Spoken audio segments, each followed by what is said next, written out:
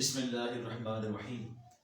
مرحوم والدین کے حقوق کے حوالے سے سلسلہ گفتگو کا بھی جاری ہے، اور چوتھا حق جو اس ضمن میں ہے وہ یہ ہے کہ والدین کا قرض جلد از جلد ادا کیا جائے اور اس میں بالکل تاخیر نہ کی جائے۔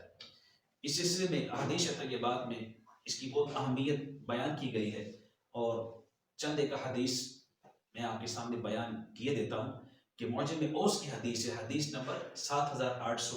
سیدنا عبداللہ ابن عباس رضی اللہ عنہ اس کے راوی ہیں۔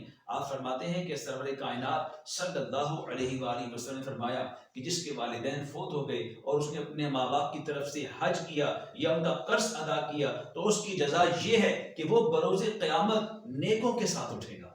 سبحان اللہ، سبحان اللہ۔ اور اسی طرح مسند فردوس کی حدیث ہے کہ سیدنا ام المؤمنین سیدتنا ام سلمہ رضی اللہ تعالیٰ عنہ آپ روایت فرماتی ہیں کہ تاجدار دو عالم صلی اللہ علیہ وآلہ وسلم نے فرمایا کہ اپنی میت کو اچھا کفن دو اور اپنی میت کو چلا کر رونے یا اس کی وصیت میں دیر لگانے یا قطع رحم کرنے سے ایذا نہ پہنچاؤ، اور اس کا قرض جلدی ادا کرو اور برے ہمسائے سے الگ رکھو۔ یعنی اس کی قبر جب بنائے تو خیال کریں کہ اس کے آس پاس کی جو قبریں ہیں وہ کفار کی یا اہل بدعت کی یا فسوق کی نہ ہو، تو ان کے پاس دفن نہ کیا جائے۔ اور مسلم شریف کی حدیث ہے، حدیث نمبر 1860۔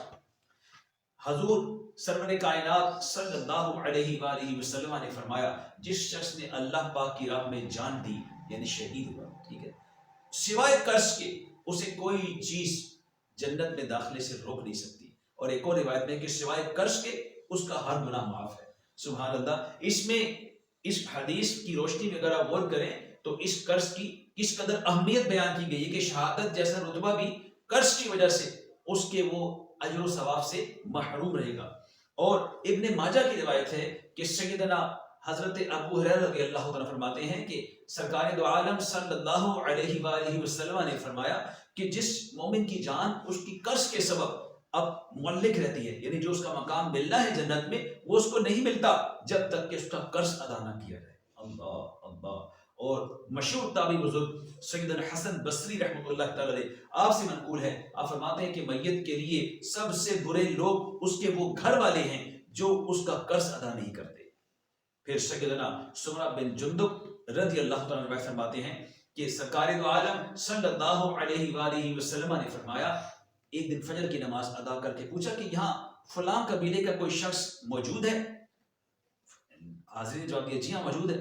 فرمایا تو تمہارا دوست قرض کی وجہ سے جنت کے دروازے پر روک دیا گیا ہے، اگر تم چاہو تو اسے چھڑا لو یا اسے عذاب الہی کے حوالے کر دو۔ اللہ اللہ اللہ۔